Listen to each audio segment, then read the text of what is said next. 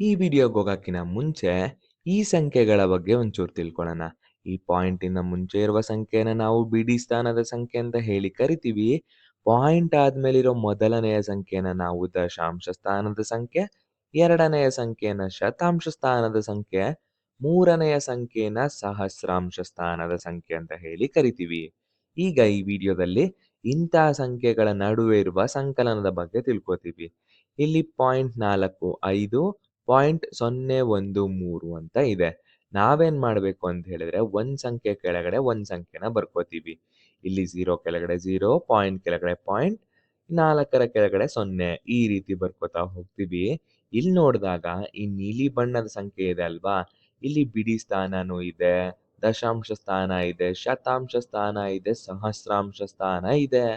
ಇಲ್ಲಿ ನೋಡಿ ಈ ಆರೆಂಜ್ ಬಣ್ಣದಲ್ಲಿ ಬಿಡಿ ಸ್ಥಾನ ಇದೆ, ದಶಾಂಶ ಇದೆ, ಶತಾಂಶ ಇದೆ, ಸಹಸ್ರಾಂಶ ಇಲ್ಲ. ಏನ್ ಮಾಡ್ಬೇಕಪ್ಪ ಇಲ್ಲಿ ಅಂತ ಹೇಳಿದ್ರೆ ನಾವು 0ನ ಬರ್ಕೋಬಹುದು. 0ನ ಬರ್ಕೊಂಡ್ರೆ ಏನು ಚೇಂಜಸ್ ಆಗಲ್ಲ.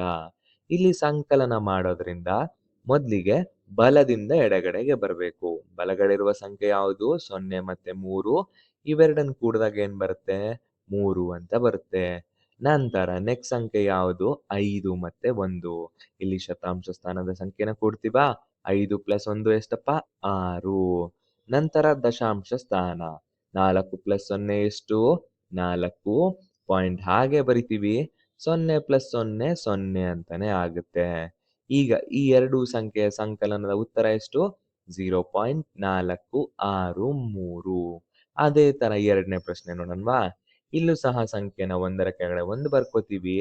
ಮೊದಲಿಗೆ ಬಲದಿಂದ ಎಡಗಡೆಗೆ ಬರೋದಾದ್ರೆ 5 ಮತ್ತೆ 5ನ್ನ ಕೂಡ್ಬೇಕು. 5 ಮತ್ತೆ 5 ಕೂಡಿದಾಗ ಎಷ್ಟು ಬರುತ್ತೆ? 10. ಇಲ್ಲಿ 0ನ ನಾವು ಇಲ್ಲಿ ಬರಿತೀವಿ, ಒಂದ್ ಸಂಖ್ಯೆನ ಕ್ಯಾರಿ ತಗೋತೀವಿ. ನಮಗೆ ಗೊತ್ತಲ್ವಾ?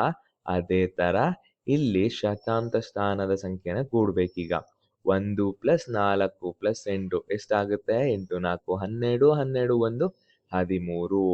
ಸಂಖ್ಯೆ 3ನ್ನ ಇಲ್ಲಿ ಬರಿತೀವಿ, ಒಂದನ್ನ ಕ್ಯಾರಿ ತಗೋತೀವಿ. ಅದೇ ತರ ಈಗ ಈ ಮೂರು ಸಂಖ್ಯೆಗಳನ್ನ ಕೂಡ್ಬೇಕು. 7 + 2 9, 9 + 1 10.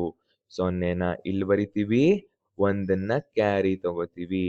ಇಲ್ಲಿರೋ ಪಾಯಿಂಟ್ ಎಲ್ಲಿದೆಯೋ ಅಲ್ಲೇ ಬರ್ಕೋಬೇಕು. ನಂತರ ಈ ಮೂರು ಸಂಖ್ಯೆಗಳನ್ನ ಕೂಡಿದಾಗ 1 + 0 + 0 1 ಅಂತಾನೆ ಆಗುತ್ತೆ.